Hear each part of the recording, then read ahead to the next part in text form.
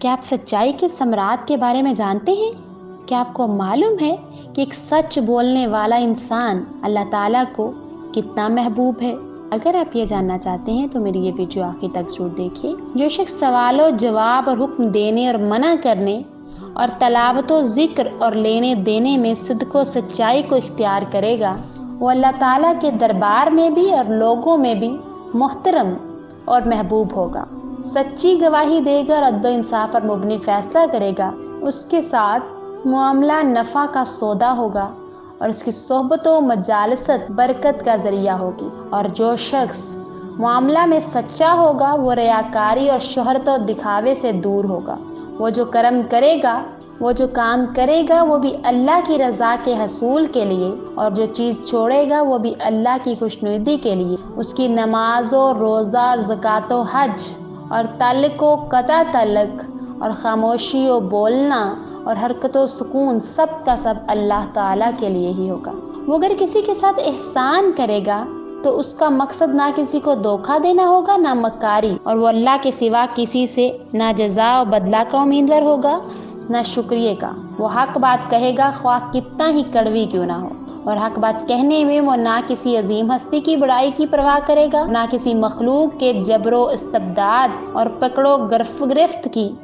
اس کا یہ طرز عمل اس کی رہنمائی نیکی کی طرف کرے گا، اور نیکی اس کو جنت تک پہنچا دے گی اور دنیا و آخرت میں صدیقین میں سے بنا دے گی۔ جو شخص بھی اس کے ساتھ اٹھے بیٹھے گا وہ اس پر بھروسہ کرے گا اور اپنی جان و مال اور اہل و عیال کے سلسلہ میں اعتماد کرے گا۔ لوگ اس کے ساتھ اٹھنے بیٹھنے، رہنے سہنے اور رشتہ داری و قرابت داری کے خواہش مند ہوں گے۔ وہ زندوں کا امین اور مردوں کا وسیع اور بدیعتوں اور ایمانتوں کا محافظ اور حقداروں کو ان کا حق دلانے والا ہوگا۔ حضرت لقمان حکیم سے کسی نے پوچھا کہ کیا آپ فلاں قوم کے غلام نہیں ہیں؟ انہوں نے کہا کیوں نہیں؟ پوچھا گیا کہ پھر آپ اس عظیم مرتبہ تک کیسے پہنچے؟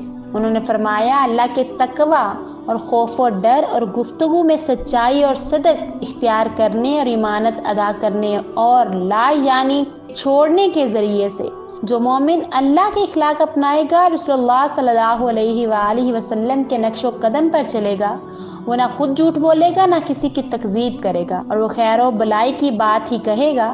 آج ہم ایک ایسے زمانے میں رہ رہے ہیں جس کے بسنے والوں میں جھوٹ کا دور دورہ ہے، اور آج کل کے لوگ سچے آدمی کا مذاق اڑاتے ہیں اور اس کے ساتھ جھوٹی قسمیں کھاتے ہیں، اس کے خلاف جھوٹی گواہی دیتے ہیں، اور اس سچے شخص کو سچائی کے بجائے جھوٹ بولنے اور نیکی کے بعد برائی و گناہ پر مجبور کرتے ہیں۔ اور جو شخص خود بیڑیا نہ بنے اسے بیڑیے ہڑپ کر جاتے ہیں، اور جو بیڑیا بنے گا وہ جہنم کی آگ میں داخل ہوگا۔ آج کے دور میں آپ بہت سے کافروں، بت پرستوں کو گفتگو و معاملات اور اصولوں میں نہایت سچا پکا پائیں گے، اور اس سچائی کے اختیار کرنے کی وجہ سے وہ اپنے اغراض و مقاصد میں خوب کامیاب ہیں اور لوگوں کو ان پر بھرپور اعتماد ہے۔ اور اس کے برعکس ہمارے مسلمان بھائیوں کی حالت اس سے بالکل مختلف ہے۔ غیر مسلموں نے ہمارے دین کی ہر اچھائی و فضیلت کو اختیار کر لیا اور ہم نے ان کی ہر برائی کو اپنا لیا ہے، جبکہ قرآن کریم اور سنت نبویہ ہمیں سچائی و صدق پر ابھار رہی ہے، اور سچ کو اختیار کرنے پر ہمیں وہ دین اسلام رغبت دلا رہا ہے جس کے عظیم نبی کی ممتاز ترین صفت، بلکہ ان کے نبی بننے سے قبل ہی ان کا لقب صادق و امین تھا۔ نبی کریم صلی اللہ علیہ وآلہ وسلم کی اتباع و پیروی کے سب سے زیادہ حقدار وہ علماء دین ہیں جو انبیاء کرام علیہ الصلاۃ والسلام کے وارث ہیں۔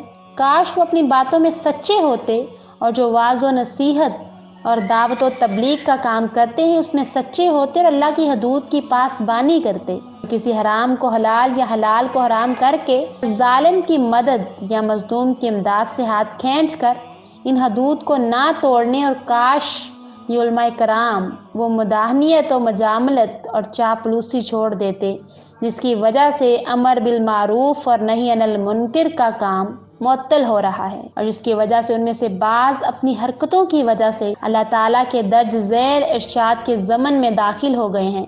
سورہ قلم میں ہے کہ تو آپ تکذیب کرنے والوں کا کہنا نہ مانیے، یہ لوگ تو یہی چاہتے ہیں کہ آپ ڈھیلے پڑ جائیں تو یہ بھی ڈھیلے پڑ جائیں، اور آپ ایسے شخص کا بھی کہنا نہ مانیے گا جو بڑا قسمیں کھانے والا ہے، ذلیل ہے، تانا باز ہے، چلتا پھرتا چغل خور ہے، نیک کام سے روکنے والا ہے، حد سے گزرنے والا ہے، سخت گناہگار ہے، سخت مزاج ہے، اس کے علاوہ بد نسب بھی ہے، اس نظر سے کہ وہ مال اور اولاد والا بھی ہے۔